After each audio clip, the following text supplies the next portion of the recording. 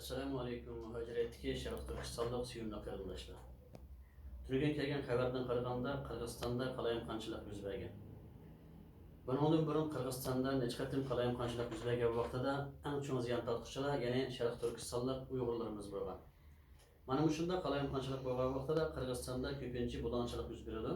Ana shu bulanchilikda Qirg'izistonda asos iqtisodiy va boylar Uyg'urlar bo'lganligi uchun birinchi bo'lib bulanchilik kuchaytirganlar Uyg'urlar bo'ladi. Hem tecavüzcü Xitaydan mana shunday fursatdan foydalanib Qirg'izistondagi ana shunday qarqullarni qar jamiyatini sotib olish orqali Uyg'urlarniki butun mol dunyolarni bulan-talan qildirdi. Hatto o't qo'ydirdi. Bu tarixda bo'ldi qarindoshlar. Hatto yaqin tarixda. Shuning uchun Qirg'izistondagi Uyg'urlarimiz ham bundan keyinmi, ya'ni 2 oydan keyin seçim bo'ladi ekan.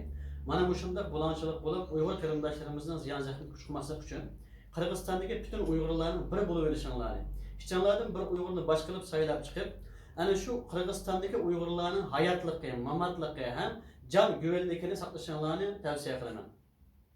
Biz bir bo'lib olsak, birlik qilib olsak, hech qanday qarqul, hech qanday qarkuch silimizga teng kelmaydi suyumli qarindoshlar. Qirg'izistonda Uyg'urlarning soni, ko'n Uyg'urlar bo'lib, yangi Uyg'urlar bo'lib, qili soni kellaydi. Bütün Uyg'urlarimiz birlik qilib olgan vaqtimizda u chaqda Qirg'izistondagi hech qanday qari jamiyatning kuchi yetmaydi. Shuning uchun Qirg'izistondagi qarindoshlarimizni qo'g'dab qilishimiz, Qirg'izistonda qarindoshlarimizni iqtisodiy ma'lumotini qo'g'dab kelishimiz, hayotini qo'g'dab kelishimiz hammadan muhim. Buning uchun sizlarningki birligini hammadan muhim suyumli qarindoshlar. Oxirida deydiganimiz Uyg'urlar Qirg'izistonda, Qozog'istonda, O'zbekistonda, Tojikistonda, ham undan boshqa Turkiyada, dunyoningki har qanday davlatlarda ko'p qarindoshlar, Amerikada bo'lsin, Yevropada bo'lsin. Biz faqatla Turkiyada emas, dunyoning nerede bo'lsak bo'layli, aşı devletlik gücü var, iktidarı var. Şu devletlik gücü reis bakanlar görüşeliydiğen yolu var. Her kandak bir Uygur, çünkü şu devlet yaşavatkanlarınki vatandaşlık erişiği can dilimizle yardımcılığa arkadaşlar. Bütün Uygurların vatandaşlık erişiği bütün gücümüzü çıkarayım. Çünkü biz yaşavatkan devlet Uygurların vatandaş buluşu, şu Uygurların şu yaşavatkan devleti çınarak destekleyen hem üzerindeki iktidarın cari kılışığa sebepçi olaydı. Allah nasip etse biz Türkiye'deki bütün Uygurlarını vatandaşlık aldırış için bunu küçük çıkarvatımız. Karındaşlarımızın aldığı vatandaşlıkları koşuyorgan oldu, memnun olgan oldu, suyungan oldu. Bu fakat Türkiye'de hemen dünyanın hem bir baş gerek. Bunun için hiç kimden mal dünya, iqtisat bilen talep kılmama. Uygurlarına vatandaşlık çıktı diyen gap karındaşlar aşı hemisi mal dünya. Allah-u Teala bunun ahirette payız ecrini yürüdü. Hem Şarkı Türkistan davası fevkalade yükseldi. Kanday yükseldi. Mesela Türkiye'deki Uygurlar vatandaşlık çıksa, birinci olarak Türkiye'nin Cumhurbaşkanı Recep Tayyip Erdoğan'ınki ayak tıkanması biz için mühim. Başkalarının beşimize çıkıp gelişi biz için bala olduğunu biz gürevatımız suyumlu qarindoshlar. Şunun için biz vatandaş olsak, birinci olarak Recep Tayyip Erdoğan'a oy versek, ikinci olarak kılgıçımız ne buludu? Türkiye'deki bir devletten, Meyli Kırgızistan, Kazakistan, Özbekistan, Uygurcuk boğan devletlerden birden en az milletvekili çıkarış imkaniyetimiz oldu. Vatandaş kazanılan ikimiz şu devlette bir milletvekilini çıkaralığımız, yani şu Uygur'un meclisin içi kirgizalı geldiğimiz, Şarkı Türkistan davası tağdik Türk katkan bulunmuş qarindoshlar.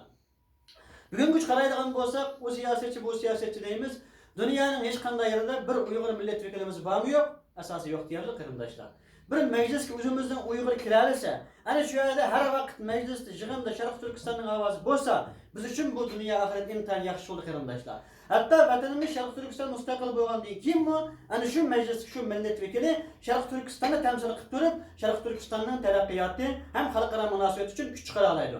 Shuning uchun biz dunyoning ham yerda qarindoshlar, Uyg'urlarning şu davlatning vatandosh bo'lish uchun chin dilimiz bilan kuch chiqaraylik. Hem vatandosh bo'lgandan keyin har bir davlat shuqin bir milletvekili chiqaraylik.